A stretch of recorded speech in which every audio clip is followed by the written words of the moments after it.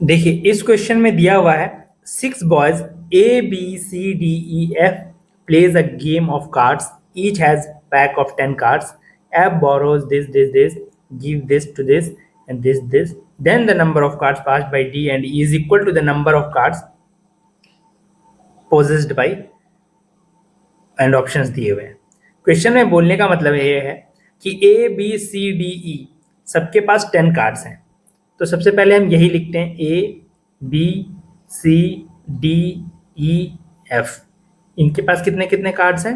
10 cards हैं। तो फटाफट से ये लिख लेते हैं हम इज इक्वल टू 10। ओके, अब देखिए F borrows 2 cards from A। तो अगर F ने 2 कार्ड्स बोरो कर लिए तो उसके पास +2 हो जाएगा। और किससे बोरो किए? A से। तो A के पास -2 हो जाएगा। उसके बाद क्वेश्चन में बोल रहा है and gives away 5 to C। तो and gives away means what? F दे देता है 5 टू C। तो अगर उसने C को 5 दिए तो F के पास कितने जाएंगे? -5 हो जाएगा इसमें से। और यही 5 चलेगा आपके C के पास। तो इसमें हम C में ऐड कर देते हैं 5। Who in turn gives 3 to B? Who means what? C। C ने कितने 3 दे दिए B को। तो C में से हम 3 माइनस कर देंगे। ओके, और यही 3 चले जाएंगे किसके पास? B के पास। तो ये यहाँ पे हम +3 कर देते हैं। उसके बाद क्वेश्चन में है while B gives 6 to D। तो B ने क्या किया? 6 दे दिया D को। तो B में से 6 हो जाएगा माइनस। और यही जो -6 हुआ है ये D में जाके ऐड हो जाएगा। तो यहाँ पे हम ऐड कर देते हैं। तो ये हो जाएगा +6। और D के बाद लिखा हुआ है हु पासेस 1 टू E। उसने 1 दे दिया E को। तो किसने? D ने।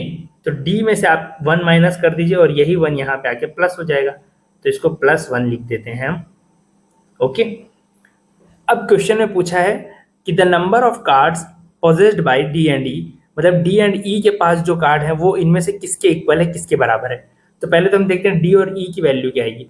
पहले फटाफट इनकी वैल्यू निकालते हैं। ये हो जाएगा 8, ये हो जाएगा 13 - 6 7, ये हो जाएगा 15 - 3 12, ये हो जाएगा 16 - 1 15, ये हो जाएगा 11 और ये 12 - 5 7। अब D प्लस E की वैल्यू निकाल लेते हैं। D प्लस E की वैल्यू हो जाएगी 26। आप ऐड कर लीजिए 15 + 11। चलिए मैं यहाँ लिख देता हूँ 15 + 11 26। अब देखिए क्वेश्चन में जो जो दिया हुआ है वो हम यहीं पे लिखते जाएंगे ताकि हमें बाद में कंफ्यूजन ना हो। A, B and C। तो A की वैल्यू 8, B की वैल्यू 7। तो ये लिख लेते हैं 8 + 7 + C की वैल्यू 12। तो 12 8 कितना हो जाएगा? 27 हो जाएगा 27। तो ये हो गया 27। क्या ये 26 के इक्वल है?